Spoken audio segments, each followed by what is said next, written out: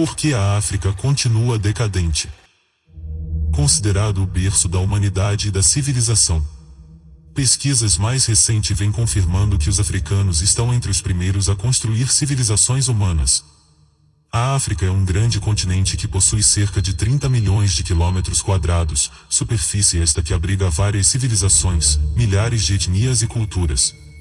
Atualmente a população do continente africano é cerca de 1 bilhão de pessoas, distribuídas entre centenas de povos que falam inúmeras línguas, 800 a 2000, que são ao mesmo tempo muito diferentes e semelhantes.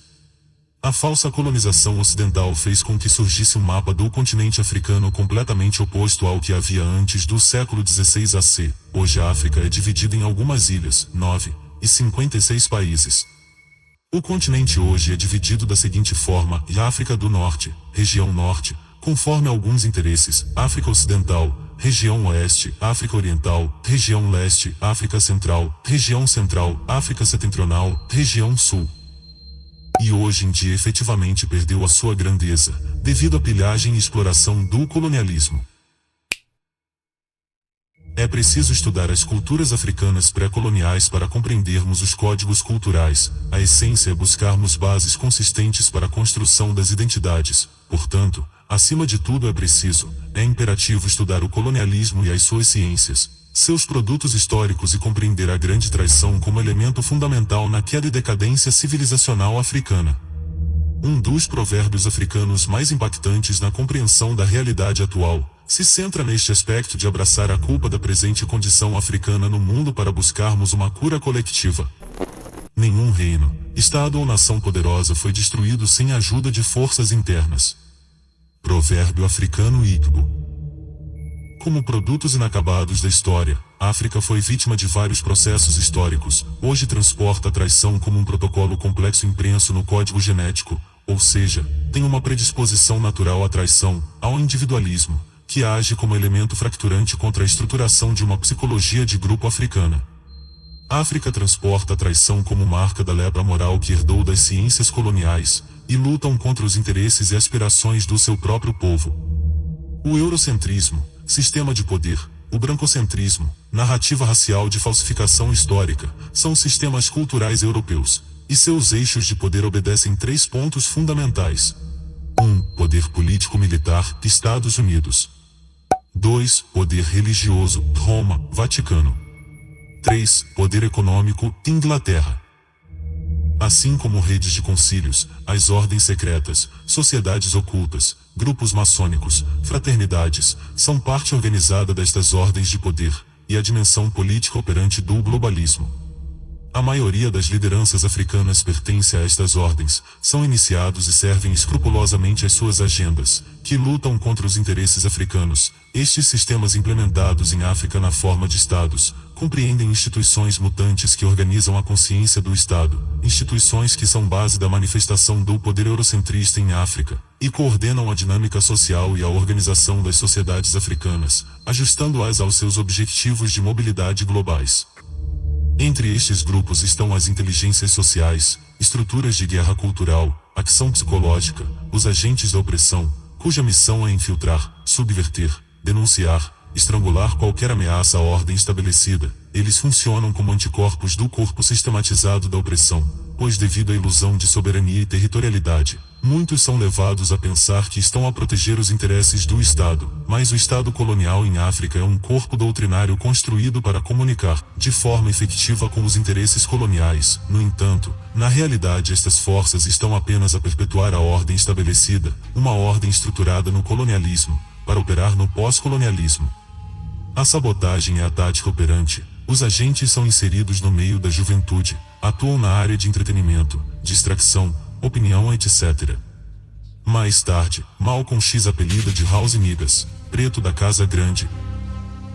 O traidor é uma tecnologia do colonialismo, um produto da velha cultura ocidental plantada no meio dos africanos. Muitos africanos, na sua maioria jovens, são cooptados, diligenciados, para perseguir, denunciar, controlar e até mesmo entregar à morte aqueles que despertam. E isto não custa caro. As vulnerabilidades fabricadas pelo fracasso das lideranças africanas produziu miséria como moeda de troca, em escala industrial, e é esta pobreza que funciona como matéria-prima da corrupção das mentes. É esta pobreza que permite negociar a traição, o assassinato e encomendar mortes e assassinatos. As vulnerabilidades, analfabetismo, ignorância, desemprego, deseducação, fome, exclusão social, falta de oportunidades, em África não são consequência da história, são acima de tudo decisões políticas e políticas de Estado que colaboram com as agendas ocidentais. Estas vulnerabilidades é que permitem fabricar os traidores, os corruptos e aqueles que vendem a causa africana aos inimigos de África. Você não tem uma revolução real se você julga que todo preto africano é irmão. Com o tempo você compreende que muitos vendem vidas africanas, matam sonhos, esperanças, para que o Ocidente possa viver. Muitos são escravos conscientes de uma nova ordem, escravos de uma agenda de genocídio com mais de 500 anos de história. Por Asante Penva. Um dos graves problemas de África é que na sua maioria os estados africanos não possuem economia de Estado, não estão no controle da sua riqueza. Permita-me que te explique. A economia de Estado é uma economia com fluxo próprio, onde existe um ecossistema organizado, de produção e consumo com mercado próprio. Uma economia independente que não dependa de uma economia externa para manter o seu fluxo estrutural funcional. Um ecossistema com capacidade de criar riqueza, criar produção em massa, via industrialização, e produzir seu próprio fluxo de exportação e importação baseado nas suas próprias necessidades. Na economia de Estado, o dinheiro produzido gira diversas vezes na comunidade. É um circuito bem elaborado que supria as suas próprias deficiências, onde os produtores são consumidores dos seus produtos, obedecendo seus próprios critérios de qualidade e necessidades. O problema africano hoje com relação à questão econômica é que vive-se uma economia agregada, que funciona como elemento na economia mundial, uma economia que somente funciona dentro da economia mundial. Maioritariamente os países na África não produzem, e vivem da exploração desregrada de riquezas que não têm controlo, e que a capacidade de extração é condicionada pela demanda internacional, sem reguladores, muitas vezes pondo em risco a natureza, e criando feridas profundas no ecossistema. O pior, a demanda internacional dita as regras de tal forma que a extração de materiais crus não é feita a pensar nas gerações subsequentes. Logo os africanos possuem solos ricos mas não estão no controle. Devido a lideranças potencialmente corruptas, não existe um modelo racional na gestão dos recursos naturais africanos. O valor das riquezas africanas depende do mercado internacional, ou seja, os preços das commodities africanas não são regulados pelos africanos, mas estipulados e controlados nos mercados internacionais por instituições internacionais controladas pelo Ocidente, desde o ouro, o ferro, a bauxite, o alumínio, prata, platina, diamantes, a madeira, os recursos marítimos, pedras ornamentais, etc. Os africanos hoje estão fracos e desunidos, porque respeitam individualidades e indivíduos, mesmo quando estes põem em questão e em perigo a sua coletividade. O truque colonial de dividir para melhor reinar é a maior escola da colonização que empoderou o colonialismo na dominação sobre o povo africano. Até hoje os africanos não pensam como africanos. Estão deslocados dos seus códigos ancestrais, essencialmente da sua língua. Logo estão deslocados do eixo das suas culturas e isso permite a dominação eurocentrista.